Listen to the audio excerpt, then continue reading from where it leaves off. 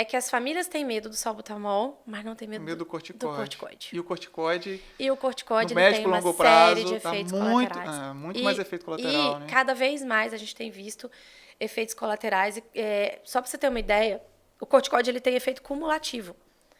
Então, 3 ciclos de corticoide equivale ao uso contínuo de corticoide. Caramba, então você fez 3 ciclos pertinho um do outro, é como se você estivesse Em usando... um ano. 3 ciclos de corticoide em um ano equivale a Então tem corticoide muita oral. gente aí que tá usando corticoide contínuo e não sabe, né? Exatamente. 2 ciclos de corticoide atrapalha a mineralização óssea, vai levar a osteoporose no futuro. Sobe glicose, tá Sobe associado... glicose, úlcera no estômago, Nossa hipertensão. Então, porque eu uso aquele xarope para tosse. Eu tenho medo da bombinha, a bombinha acelera o coração, eu uso o xarope para tosse. Qual que é o xarope pra tosse? O corticoide. Corticoide não é xarope pra tosse. Não é xarope Pelo pra amor de Deus, tosse, mamães e papais estão em casa. perigosíssimo. Corticoide só com prescrição médica. De preferência, se tem asma, acompanhada pelo especialista, então, não é isso? Não é que a gente não quer que use, porque vai ter hora que vai ter que usar. Sim. Seus pacientes internados na UTI vão precisar usar. Sim. Então, numa crise grave, a gente vai precisar abrir mão desse recurso. Certo. Mas a maior Você tem que parte ter das critério crises... pra usar, né? Exatamente. Sempre com prescrição médica. Só para você ter uma ideia, fora do Brasil...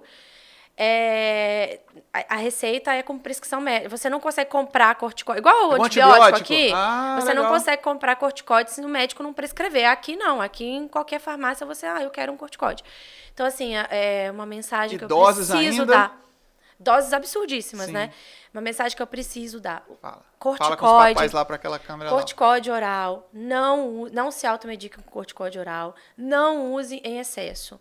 O salbutamol pode ser usado nesses casos de crise. Sempre entrar em contato com o seu pediatra, com o seu pneumologista, para saber o momento correto e se precisa entrar com Qual corticoide, dose, porque na maioria qual das tempo, vezes né? não precisa.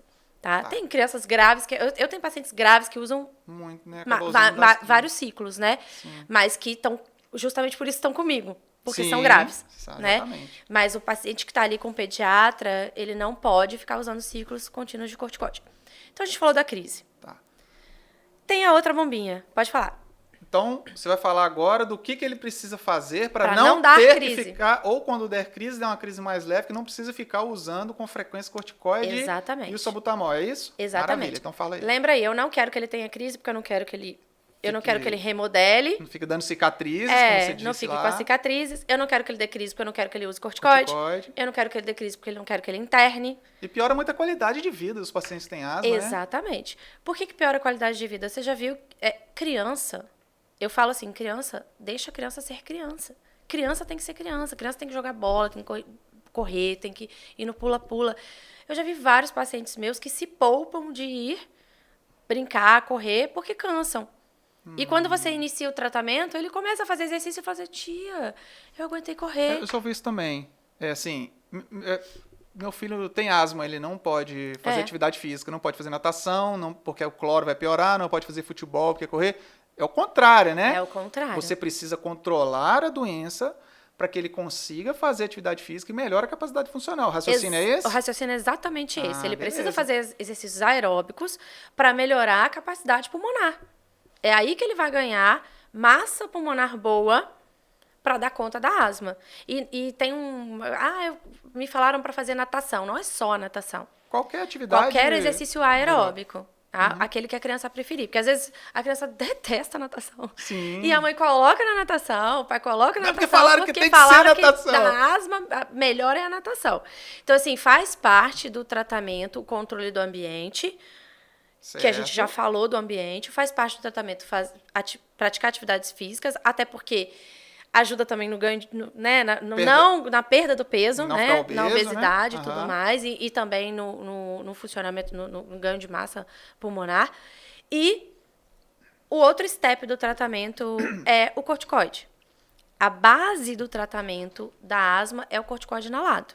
Ah, tá. Corticoide não o que ele inalatório. toma, não o sistêmico, Não, né? é o Quando a gente corticoide diz inalatório. sistêmico, é aquele que ele tá tomando. É o prelônio, o líquido. prednisone, né? A prednisolona, é o Aqui líquido. uma outra coisa, então, que você está falando agora, para ele não ter as crises, para ele controlar a doença, é esse que você vai entrar agora. É esse que eu vou entrar Então agora. fala. É a base do tratamento. Lembra que a gente falou, a asma é uma doença inflamatória. Então, eu Certo. preciso entrar com um anti-inflamatório. Que é o anti-inflamatório esteroide, que é o corticoide. Inalatório.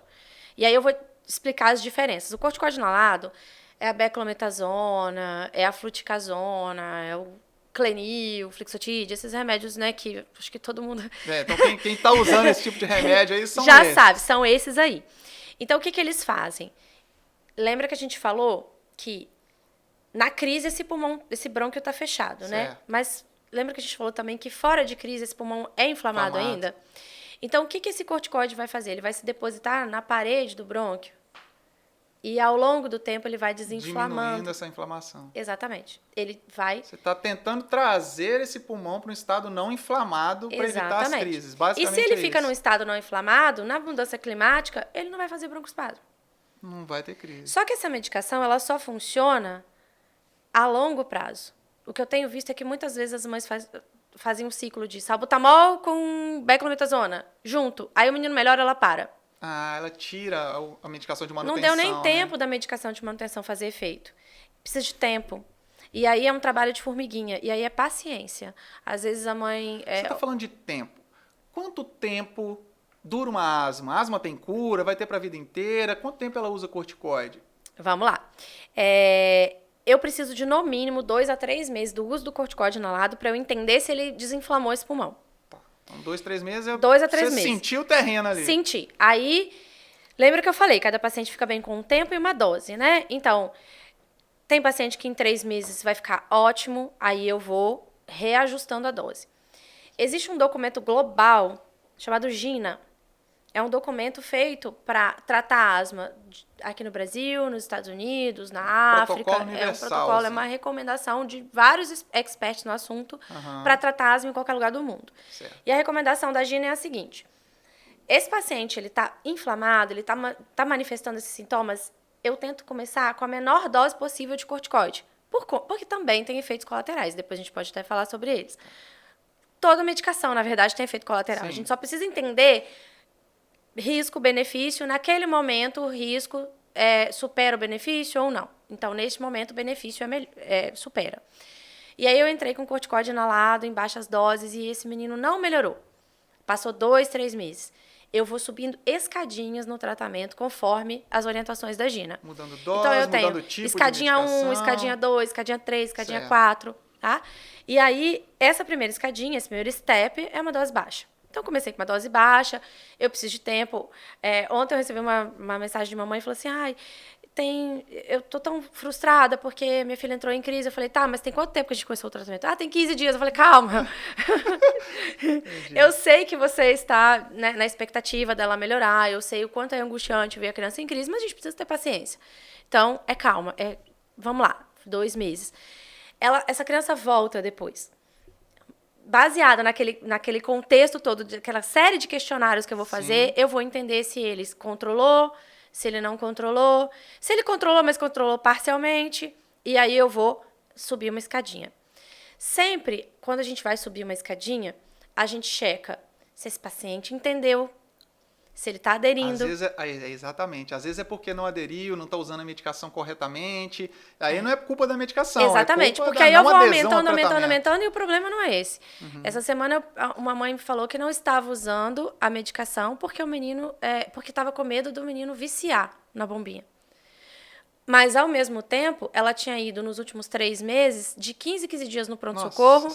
O menino fez vários ciclos de corticóide oral, o menino recebeu oxigênio várias vezes. Ele internou uma vez. UTI, né? Ele internou uma vez nesses ciclos aí. Geralmente eu vejo isso, tá, Lívia? Quando chega um asmático para mim na UTI, via de regra, má adesão ao tratamento, fazendo crise grave uma atrás da outra. Porque se ele está controladinho, as crises, no máximo, se resolvem até lá no pronto-socorro. Exatamente. Ou a mãe tira em casa da crise, né?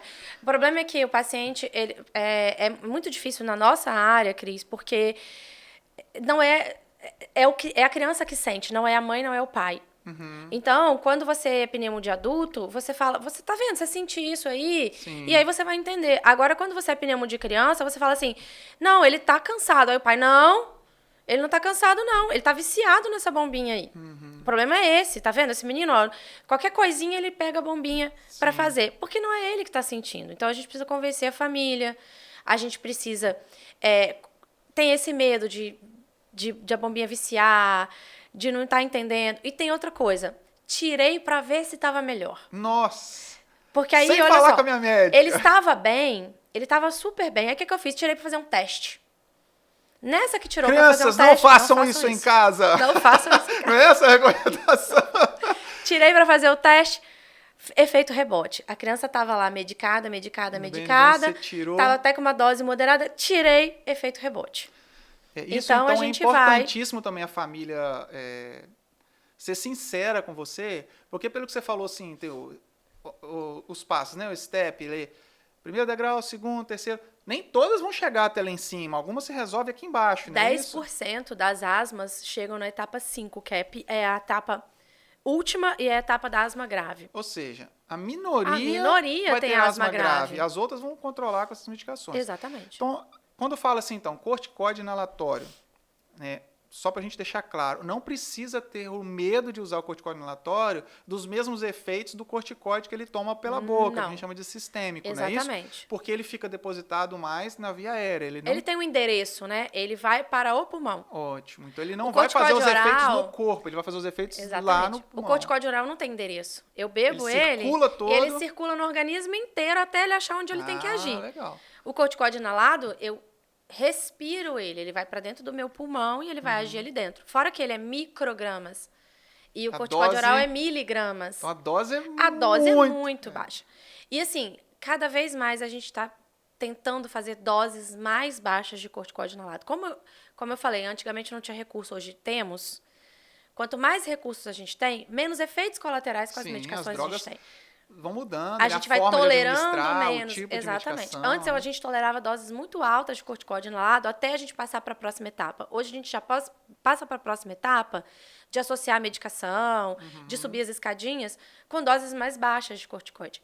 Essa recomendação aí da Gina, ela jogou o sarrafo da dose de corticoide lá para baixo, principalmente na pediatria. Não precisa estar fazendo aquelas doses todas. Exatamente. Pra você ter uma ideia, uma dose aí em criança, uma dose alta de 500 microgramas de beclometasona é dose alta em criança.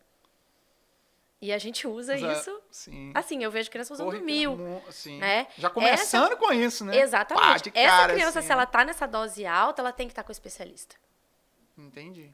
Primeiro, a gente tem que saber, aquilo é asma mesmo? Porque lembra dos diagnósticos diferenciais? Sim. Segundo, técnica, aderência. Terceiro, tem recursos. Eu não preciso tolerar esse menino fazendo corticoide, eu não preciso nem oral e nem inalatório em altas doses. Eu tenho coisas para fazer em vez de com subir menos dose, efeitos trocar colaterais. medicação, Exatamente, com menos efeitos colaterais e mais benefício. Com maior benefício. Só para as pessoas entenderem melhor o que está em casa. Quando a gente fala dessas bombinhas que a gente está falando, assim, o dispositivo que chama de bombinha, você pode usar várias medicações com esse mesmo dispositivo, não é isso? O frasco é diferente, então tem que ficar atento, porque eu vejo as mães se enganando muito, né? Porque o frasco ele é igualzinho, só o rótulo que é diferente. Um é salbutamol, o outro é corticóide. Isso. Ali dentro é um pó com gás, não é isso? E tem que fazer o uso correto. Como é que seria esse uso correto? É uma solução da medicação com o gás, que é o HFA. Antigamente era o CFC, aquele da camada de ozônio, né? Agora é o HFA. Só para vocês entenderem, é tipo desodorante aerosol ali dentro, Tipo desodorante aerosol, exatamente. E aí fica lá o gás e fica o remédio, né? E aí você precisa agitar para você misturar o gás com o remédio e o gás levar o remédio para dentro do pulmão. Você agitou, faz na mesma hora, usando de preferência o espaçador, que é aquele tubinho que a gente conecta e conecta na face da criança para respirar ali dentro. Qual é a função do espaçador? Primeiro que o espaçador para você fazer direto na boca, você tem que coordenar muito. Fazer o spray, respirar. Aqueles filmes que a gente via antigamente da sessão da tarde, que o menino colocava a bombinha colocava direto na boca. boca. Dava uma bombinha e saía correndo. Não é assim, então. Não tem como. A criança é difícil coordenar. Até a gente adulto, eu que tenho asma, eu não consigo coordenar. Você tem que botar 2 dedos aqui, fazer o spray, enfim. Então, a primeira função do espaçador é ajudar na coordenação daquela criança. Aproveitar melhor a medicação. Exatamente. A segunda função é diminuir a deposição oral da medicação, porque ele vai fazer um espaço morto ali e ele vai ajudar as partículas. Asma é uma doença de pequena via aérea. Quanto menor aquele brônquio... Então aquela partícula tem que entrar e ter lá embaixo. Exatamente. E você tem dentro da medicação partículas grandes e partículas menores. E aí ele vai depositar as partículas grandes na parede dele. Por isso que o Clenil, ele deixa o espaçador branco. Exatamente. As mães estão tomando nada de medicação. Aquilo ficaria na boca, se você não fizesse o espaçador. Tá. E depositaria todo na boca. Boca vascularizada, você absorveria muito mais sistemicamente. Qual é outro problema? Sapinho. Então, você diminui a deposição dessa medicação na boca. Roquidão. Porque você pode ter sapinho também na garganta se ficar depositando muito aqui. Então, o espaçador é excelente. E você pode trocar as bombinhas para o mesmo espaçador. Então, sempre tirar a dúvida com o seu médico. Qual é a bombinha de crise? Qual é a bombinha de uso contínuo? Deixar de preferência escrito lá, né? Qualquer uma. Sempre tirar a dúvida. Eu acho que assim, a gente precisa, como médicos, a nossa função é acolher. É estar disponível. Porque às vezes o paciente ele tem um pouco de vergonha de perguntar, ou de falar que não está fazendo porque está com medo, e acaba mentindo para você, fala assim, eu estou fazendo, e não está, e você vai aumentando a dose. Então, assim, eu acho que a nossa função é acolher. Você está usando a medicação? Nunca recriminar. Exatamente. Não estou. Por quê? Como eu posso te ajudar? O que está acontecendo? Que você está com medo? Deixa eu te explicar. Deixa eu te dar segurança. Não é medo? É o quê? A criança não quer fazer? É a técnica?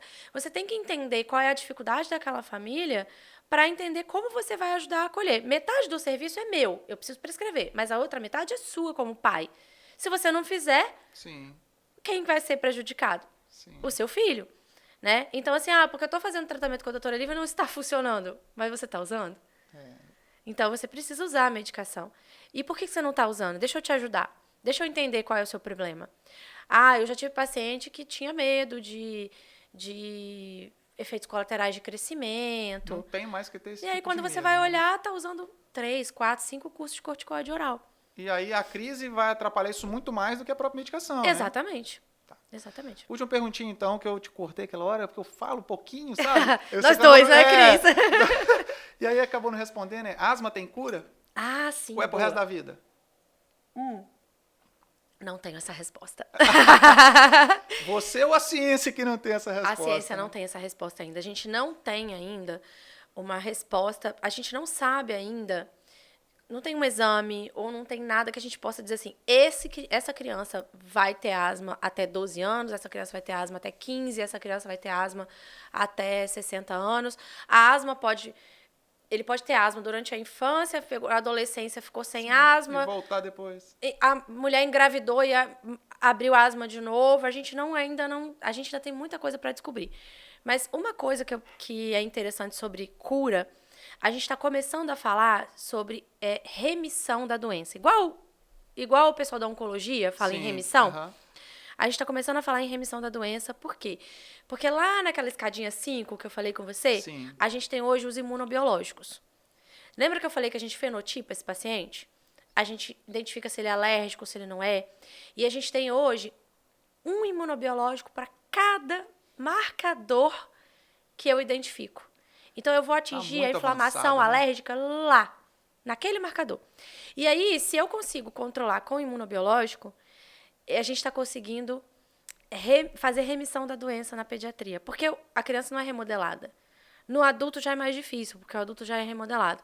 Mas a gente tem tido história de remissão da doença. Remissão fiquei sem minhas bombinhas, nunca mais tive crise, estou livre da asma. Exato. Que legal. Exato. Agora, o futuro a gente vai entender melhor, né? Eu acho que a gente ainda tem muita coisa ainda para aprender com a asma, mas eu estou muito empolgada, porque as novidades, assim, que estão chegando, elas são muito promissoras. E você olhar, fui uma criança asmática, sou uma adulta asmática, o tanto de recurso que eu tenho hoje, né, para fazer para as minhas filhas, para fazer para os meus pacientes, é muito gratificante. Eu estou muito empolgada. Fiquei empolgado também com sua presença aqui. Olha, foi muito, muito legal o bate-papo. Eu confesso, eu trabalho em UTI, nós fizemos residência junto. É claro que você seguiu por um caminho, né? Estuda isso muito a fundo. Eu pego muito mais as crises. Mas eu estou impressionado o quanto realmente se evoluiu em conhecimento sobre a asma e de arsenal terapêutico, né? Para você fazer algo bem mais específico, com mais efeitos benéficos, sem os efeitos indesejados, efeitos colaterais. Mas o que eu entendi da asma aqui é que assim, é uma doença bem recorrente. Muito, né? Tem muita gente com asma, mas tem muita gente com asma talvez sendo mal conduzido por aí, porque não está com especialista. Subdiagnosticada também, sem né? o diagnóstico correto. Achei uma doença muito... À medida que você vai aprofundando no conhecimento, ela talvez passe a se tornar mais complexa também, né? Porque as variáveis são muito maiores. Exatamente. Mas muito legal. Então, Se o pediatra identificou que essa criança está tendo asma, que não está sendo aquela coisa simples, que precisa controlar, tem que encaminhar para o especialista, que é o Exatamente. pneumologista, não é isso? A gente precisa ser parceiro na condução desse paciente. Maravilha. Então, deixa aí para as famílias e para os colegas pediatras de consultório seu recado final, sua mensagem sobre asma e, é claro, seu contato profissional para a gente poder encaminhar os pacientes para você. Então, gente, a minha mensagem final é que hoje, a gente tem muito mais recursos do que a gente tinha antes para fazer em relação ao tratamento da asma. Em relação a controle e evitar efeitos colaterais. Então, para as famílias, eu preciso deixar o recado de que, se você foi medicado, faça do jeito que o seu médico pediu. Tire todas as suas dúvidas, não fique com medo de fazer. Se está com medo, converse com o seu pediatra, mas não deixa de fazer a medicação conforme for prescrita.